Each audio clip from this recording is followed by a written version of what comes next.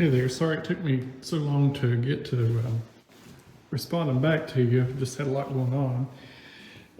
From your message, it kind of sounds like to me that it could be your preamp, but it could possibly also be the amp and the Leslie. So this is something that you could do to at least narrow that problem down.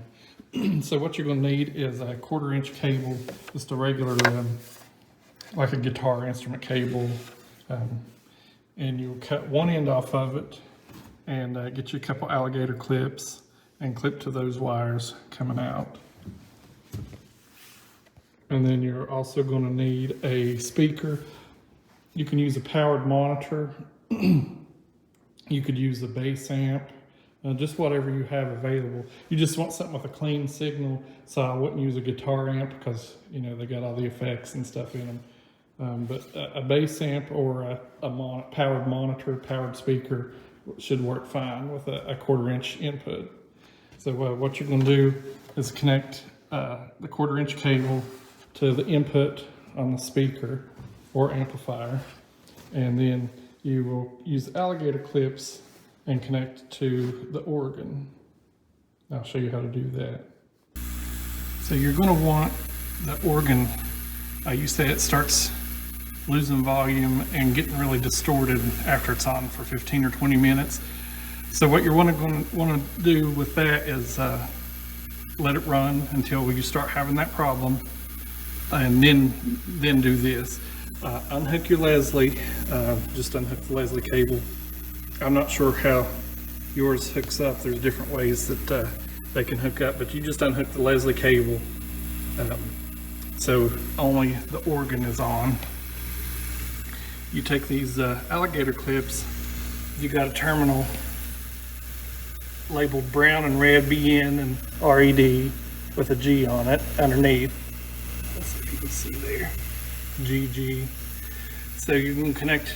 It really doesn't matter the order, red or black, which doesn't matter which one goes where. Just connect those to those 2 G clips, and then the other end is going to be connected to your amp. I would turn the volume down pretty low on your amp because this is going to be a pretty hot signal coming out of here. So I mean, after you get it hooked up and turned on, then you'll know, and you'll probably have a hum. If you can hear, if you listen here, this one has a hum.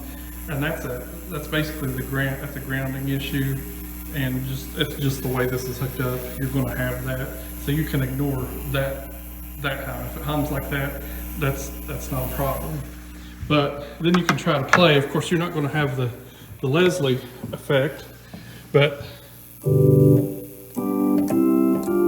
you know, just coming through that speaker, if it's clear and you're not having the distortion problem, and you're not having the volume problem, you can turn it up, down.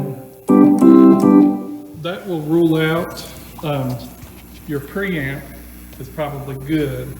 If hooking it up this way, you get a good sound out of your external speaker without the Leslie. And that would mean that the amplifier and the Leslie is probably due for a rebuild. Now, if you have all the distortion and volume issues with it hooked up this way, then it's probably your preamp that needs rebuilt. So that'll kind of rule out the problem for you. And I know a guy that does really good work. I mean, you may know someone, but I know someone that I've sent several amplifiers and preamplifiers to. You can mail them to him, he'll evaluate them, fix any problems, and he's usually somewhere between $400 and $600 to rebuild these.